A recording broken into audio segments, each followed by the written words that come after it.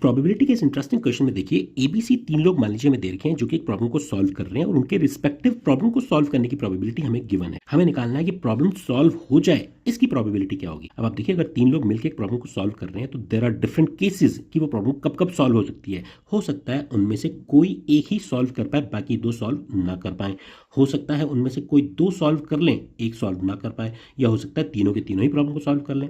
ये 7 केसेस हो सकते हैं जब ये प्रॉब्लम सॉल्व हो सकती है। ओके, अब एक तरीका तो मुझे ये कहता है कि मैं इन 7 केसेस की अलग अलग प्रोबेबिलिटीज निकालूं और सबको ऐड कर लूं, मेरा आंसर आ जाएगा, बिल्कुल आ जाएगा, बट ऐसा नहीं करेंगे हम। ओके, ये एक लेंथी तरीका हो जाएगा। रादर हम क्या करेंगे, हम पूरा सैंपल स्पेस बना सकते हैं। सैंपल स्पेस तो ऑलमोस्ट कंप्लीट हो गया, बस एक केस की कमी है इसके अंदर। वो कौन सा केस है? अब आप देखिए यहाँ पर प्रॉब्लम सॉल्व हो गई, वो तो हमने 7 केसेस बना दिए।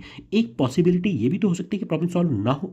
कब नहीं होगी? जब तीनों के तीनों ही प्रॉब्लम सॉल्व नहीं कर पाएंगे, यानी ए बार, बी बार, सी बार। तो ये मिलकर के बनते हैं हमारे 8 केसेस इस सैंपल स्पेस में। और हम जानते हैं प्रोबेबिलिटी ऑफ सैंपल स्पेस क्या होती है, 1। तो अगर मुझे ये 7 केसेस की प्रोबेबिलिटी निकालनी है तो बजाय इन 7 केसेस की प्रोबेबिलिटीज ऐड करने के अगर मैं 1 में से ये वाला केस माइनस कर दूं तो मेरा रिक्वायर्ड आंसर आ जाएगा। समझ में बात? तो 1 minus probability that the problem is not solved.